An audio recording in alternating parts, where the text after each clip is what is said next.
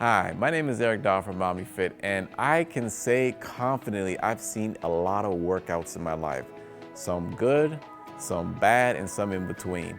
But are there certain habits, particularly for seniors, that are correlating to a good workout? Well, I'm going to actually share 5 habits that are great for a senior workout. 5. Let's get into it.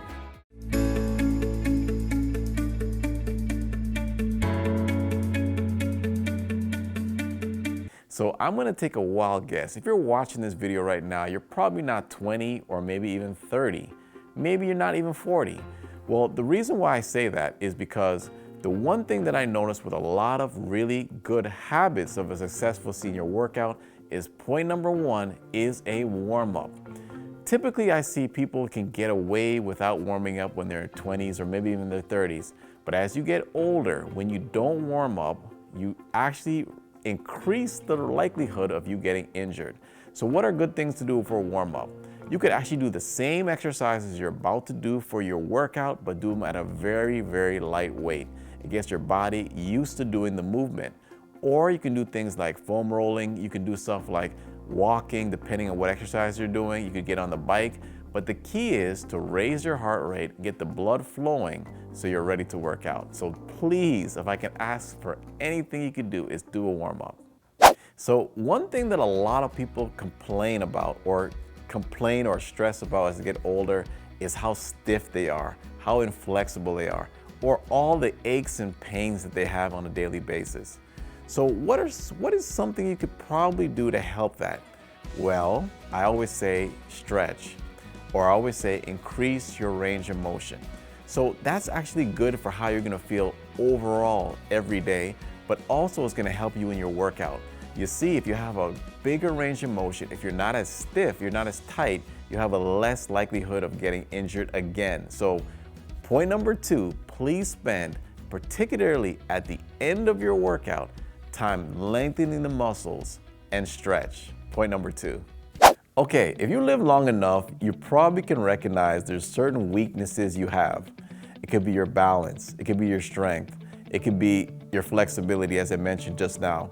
The main thing is, as we get older, all of us, no matter how strong, how weak you are, we all have weaknesses.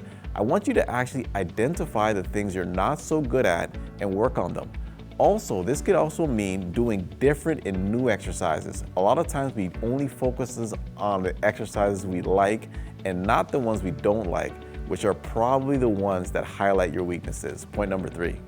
So one habit, if I could encompass all the ones that are gonna make you successful in your workout, is consistency. One thing that I find most people struggle with is consistency. What does that mean? That means if you're supposed to go to the gym 2 to 3 times a week, you go to the gym 2 to 3 times a week. If you work arms or legs or something, it's not something you just skip for a week or 2 weeks. You're working those same muscles every week. You're consistent, you're coming in, you're putting the time in. You're also doing the things you should be doing in the workout. You're making sure you warm up properly. You're making sure you stretch, and you're making sure that your workout isn't rushed. If I could say one thing that is really key for success in exercise is consistency. But not just consistency doing the right things. Point number 4. Okay, point number 5 is all about doing something different. Don't always get to the point where you're using the same workout all the time. So I kind of mentioned before, work on your weaknesses. But also in working on your weaknesses, you have to change your workout. Are you doing the same workout you've been doing for the last 6 months? If you are doing the same workout, you need some change. Just like we don't like eating the same meal every day, our body doesn't like the same workout. If you can change your workout, it actually is good for your body. Variety is the spice of life. Point number 5. So folks, do you do these 5 points? Are these things that you implement right now? If not, I would say get on it as soon as possible. As you know, I like to say, this is Eric Daw from OmniFit. Take care.